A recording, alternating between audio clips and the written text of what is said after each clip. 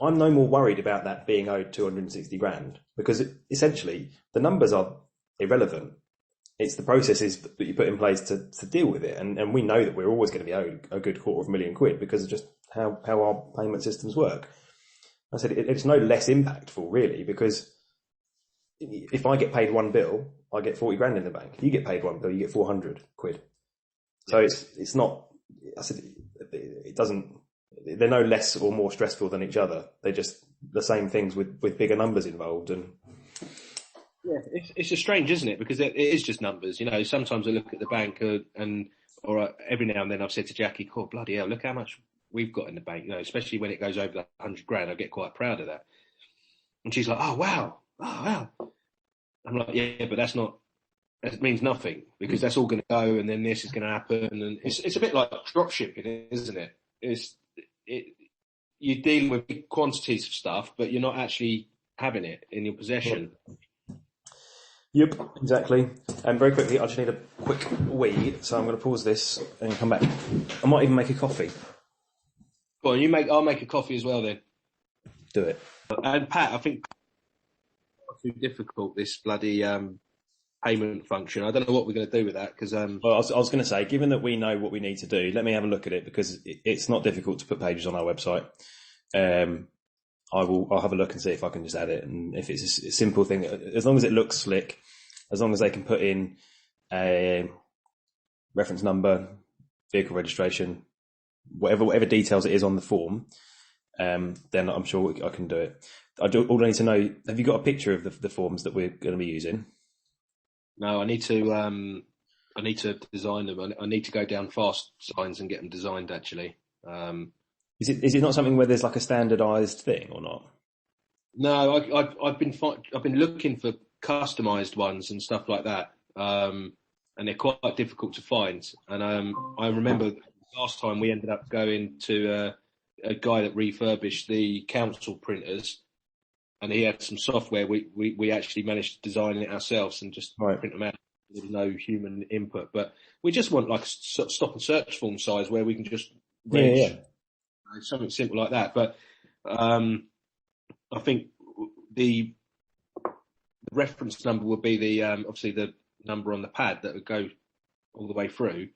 But it doesn't need, what Pat's getting at is almost matching the reference number up to the ticket on the database. Yeah, almost like it does with the proper, like the Wandsworth Council ones. Given how shit we've been saying they are, their parking fine system's brilliant.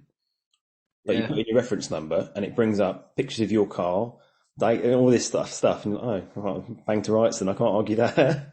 No, and this is it. We're not even interested in that. The fact is that it's not, accounting wise, it's not a problem. You got PCN, we've got a reference number, they pay it. That's it. If the reference number's completely wrong and Mrs. Miggins, still hasn't paid the £60, we're not going to be harassing Mrs. Miggins for £60 and having to go cross-reference everything and go, oh, she has paid, she's just put the wrong number in. Yeah. It's just who pays is a luxury. If they don't pay, well, then they don't pay. It's not the end of the world, is it? No, it's fine. So on the subject of Sam, the next point on the list, license checks. Yeah. Aside from him, is everyone good? Yeah. Apart from potentially the newer ones that have gone on any time in the last 2 weeks, I am, in fact, it flashed up on my to-do list today is to do a RotorCloud one where I download RotorCloud against the watch list and make sure everyone on there is 100% licensed. But following Sam, I did kick a few people up the arse about their licenses. Yeah. Guillermo's was close to being out of date, but he's already updated it, just didn't tell us, which is fine. Anuj is due February, but again, he's already doing his top-up training. In fact, he did it last week. So it's funny, isn't it, that some of them are actually quite on it and capable of dealing with things for themselves. So Anuj, I'm actually surprised that he has done that, because the number of questions that guy asks me, where I think just Google it, a bit like you did with Travelodge site yesterday. What's the postcode for that? Well, I've given you the address. I told you.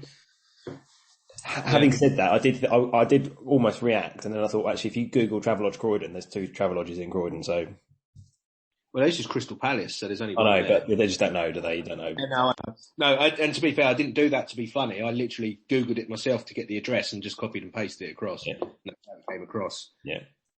But yeah, no, I think the thing is, as we know, the SIA sends you a reminder. We both got a reminder about doing the top-up training.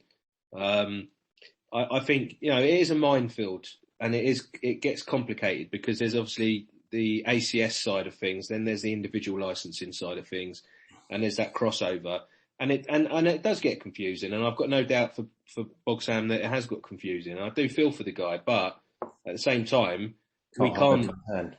No, we can't, and you've got to draw a line, and it does competence of somebody if they can't maintain their license. It's like having a fucking delivery driver get his license taken away and not telling anyone. Yeah. And kind of not being able to manage that. Well, that's a fundamental part of your job. That's the basics. The Sam situation, is there anything we could have done to prevent it getting to the point where it's literally the day before it's run out, and that's the first time we're realising? So obviously, you said you kicked the other guys up the arse. Presumably you don't normally do that, and it's only because of Sam. No, and with Sam, he was on the radar, and I knew you were paying for his license. So in my mind, it was all done and dusted, and I was just waiting for a new license number.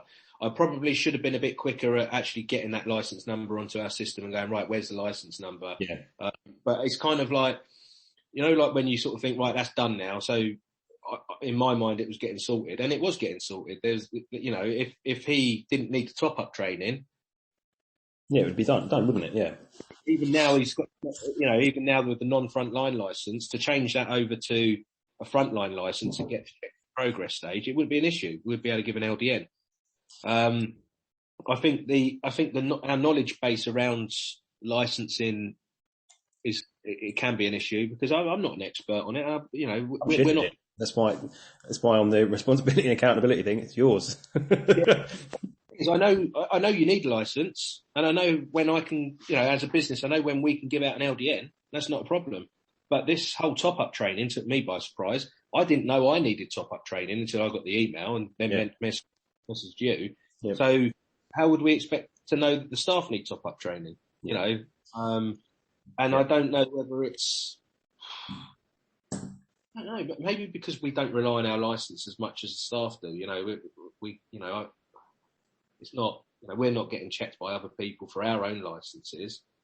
Yeah. It's not like a warrant card, is it? Where we need it every time. When I go to work, I go to out there and I work. I don't. So, granted, you and I have licenses and we need licenses to run the business, but our job isn't actually security. I say this to people all the time. Like, I run a security company. Oh, this and the other. I'm like, yeah, but I don't really do security. I know how things work, but I run a business, and you could almost lift what you and I do and put it in most other businesses, and the principles will be the same because it's management of business processes and money and logistics. Yeah. I was saying that to my uncle the other day. I said, I don't really run a security company. I run a logistics company with people and money. Yeah. Well, that's it. And the only time we ever actually need our badges on, I think, is when we go. And even tomorrow when we go and see the car park, because our staff aren't on site and we're not actually giving them directions, we don't need a license for that. And and even, and there's ways of getting around it because we're not stupid either, which is why we can get around it with Sam if we can bosh him down to a car parking steward for a couple of weeks while he sorts it out. But I don't know, mate. I would like to. It would cost a fortune, and I'm not suggesting that we do it, but it's almost like if you had one person whose sole job was SIA licensing from all elements, making sure the staff are doing the right training, the first aid training, almost like what we should be doing for the QS, the quality management stuff, where we've got a training matrix, right? That's on the training matrix. First aid, it should all be on. Our processes should cover this, but because it's just you and me, there's no way in Cats that we would be able to track the. Is there not a? So because you do the watches every week, right, or every fortnight? So I do the watch list every week, but I do the download, so visual cast over, if you like, every week to make sure no one's had it revoked. and then I do the proper in-depth check where I check the rotor cloud